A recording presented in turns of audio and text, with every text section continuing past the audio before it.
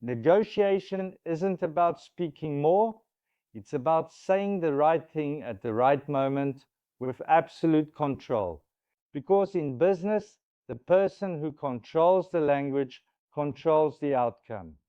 Now, without further ado, let's take a look at the vocabulary that will elevate your negotiations. Synergy. It refers to a combined effect that is greater than the sum of separate effects. For example, we're looking for synergy, not just a transactional deal. Win-win, mutually beneficial outcome. Let's aim for a win-win resolution. Alignment, state of shared goals or interests. We need alignment on the core objectives first. Value proposition, the unique benefit one party offers. Our value proposition lies in scalability, not just price. Concession, something you give up to reach an agreement. We've made significant concessions on delivery timelines. Trade-off, giving up one thing in exchange for another. A longer payment term is a trade-off for lower unit pricing. Leverage, advantage or power to influence the outcome. The urgent timeline gives us considerable leverage.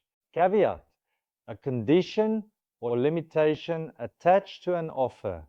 We accept with one caveat, milestone-based payments. Contingent on, dependent on a specific condition. The discount is contingent on a 3-year commitment. Bottom line, the absolute minimum acceptable outcome. Let's not dance around it. What's your bottom line? Red line, a non-negotiable boundary. Exclusive rights are a red line for us. Mandate, authority given to act on behalf of others. I don't have the mandate to approve that figure tonight. Walkaway point, the specific term at which you'd abandon the deal. If they insist on full liability, we've reached our walkaway point. Counterproductive, having the opposite of the desired effect. Making threats at this stage would be counterproductive. Deadlock, impasse, a point where no progress can be made. We've hit an impasse on intellectual property rights. Contentious, likely to cause disagreement. Royalty rates remain the most contentious ISA. Revisit to discuss again later.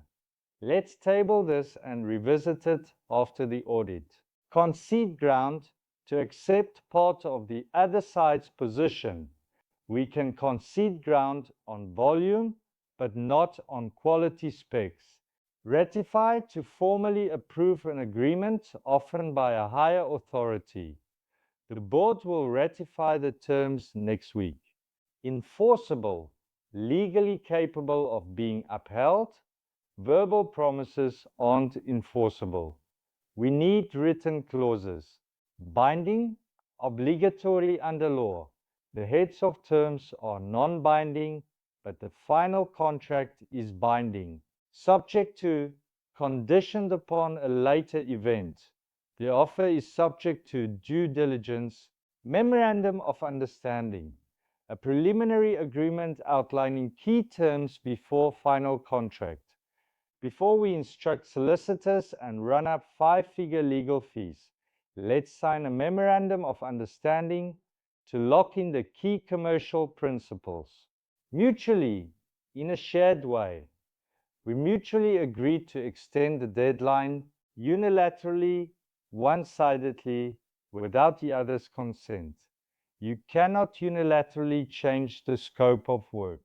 Retroactively, applying to a past date. The price adjustment will apply retroactively to January. Feasible, practically possible. Your proposed timeline is not feasible with current resources, so now you've got the language.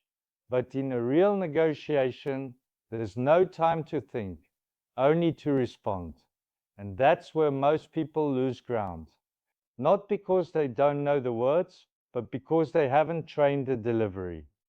That's the difference between sounding good and winning. If you're ready to close that gap, reply with revisit. Next time you don't react, you lead.